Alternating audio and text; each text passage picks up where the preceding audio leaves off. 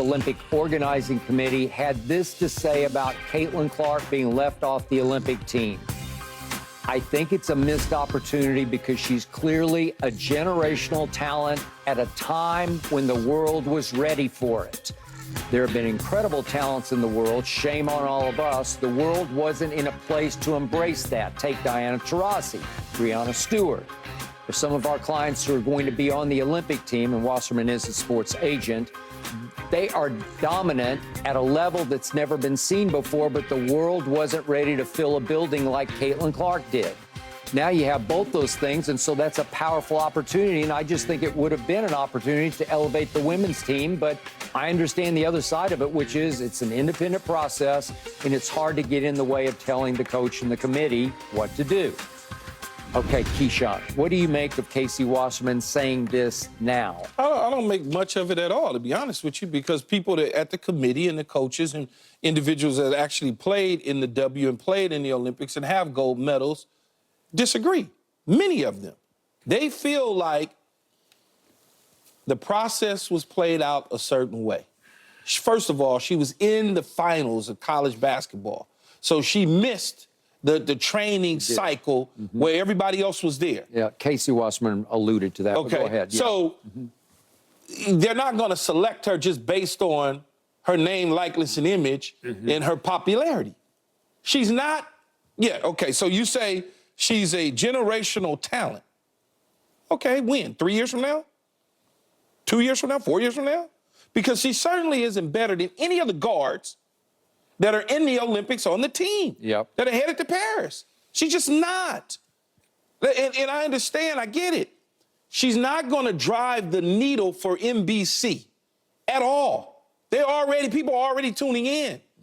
And that's just the reality of it. And I understand that and it's a perfect plug for him and his Wasserman sports agency. Thumbs up to him for making sure that, he put that out there. There's an opportunity there. But you gotta look at it outside of the popularity standpoint.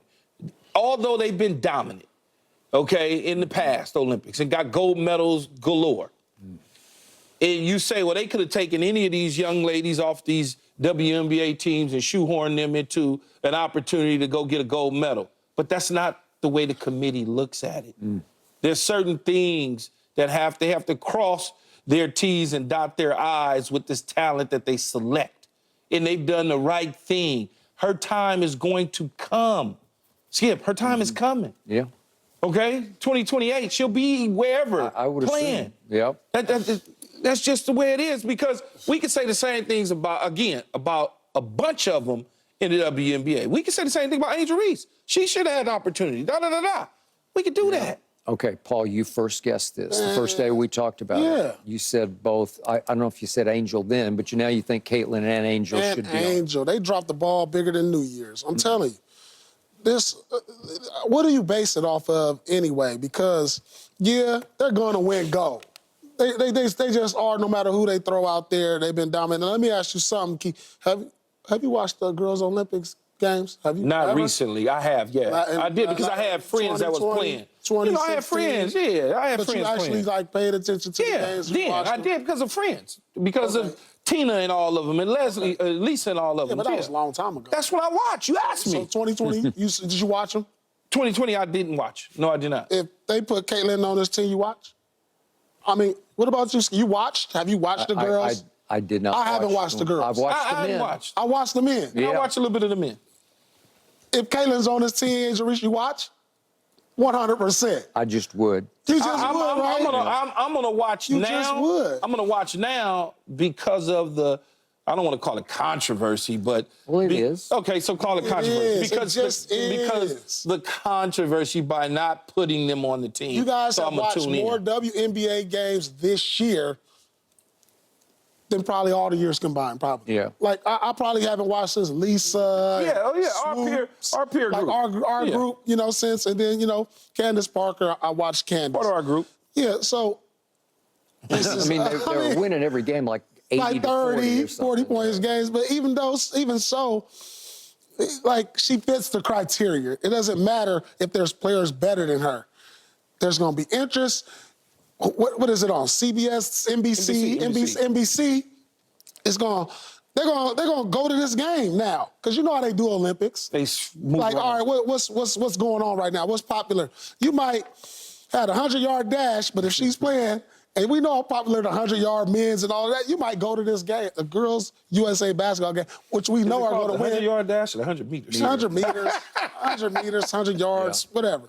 But if this game is on, you might go to that broadcast. Yeah. You know, but I just think it was. This is more, it was a business decision. Yes, it was. You want to grow the girls' game? Let's do it. Put it on a national, international stage and watch how many more eyeballs going to come across for next year moving forward. So, do you know of Casey Wasserman? Do you know who he is? Yeah. Okay. Oh, yeah. Because he's absolutely, a 100,000%. very wealthy, powerful man here in L.A. People don't know him around the country, but in 4 years, trust me. I know him I know him like I know you, Skip. Okay. Very personal. Got it. He's the grandson of a legendary Hollywood movie mogul, Lou Wasserman, who basically ran Hollywood. So he's got that in his bloodline. He gets Hollywood and what sells. And he's saying generational talent at the right time, because it always takes at the right time. You can be a generational talent and you just weren't at the right place at the right time, and it didn't quite get off the ground. So he's saying we missed an opportunity. I've been with you from the start. I wanted to see her earn it the right way. But it intrigued me that he was at the Olympic trials on Saturday night. He went way out of his way to pour a whole bunch of gasoline on a fire that had been put out, right? Because it was out. I wasn't even thinking about it. And then Christine Brennan had to, or she didn't have to, but she responded and wrote a whole piece in USA Today because he poured buckets of gasoline on this fire, and it made me think, this guy's a smart guy, and it made me think, if he's going to go out of his way to take that kind of a stand, and it's a controversial stand, especially at this point in time after it got put to bed, then he feels very strongly about the promotion of the women's game, that we missed a whole bet here to take it to a whole nother level. Maybe, Keyshawn, for the wrong reason. You know, maybe it's the wrong reason, but it seems like the world is on fire for her generational talent that hasn't come to fruition yet, because we've been talking all day. You can't, Skip, think about this. Yeah. Everything that has gone on from her leaving college to coming to the WNBA and all of the blowback that she's received by not doing anything, just playing basketball. Imagine if they had just put her in the Olympics. No Olympic I'm with you. camp deal, no trial for. Yeah. Like, come on, they not gonna do that. You know, can you imagine those girls that are really good in WNBA that have never been on the Olympic team? All of a sudden, you take her and you just put her in there. They go crazy. Yeah. What she can do is she jump shoots long distance threes in ways even Diana Taurasi, as great as she is, I don't see her do that.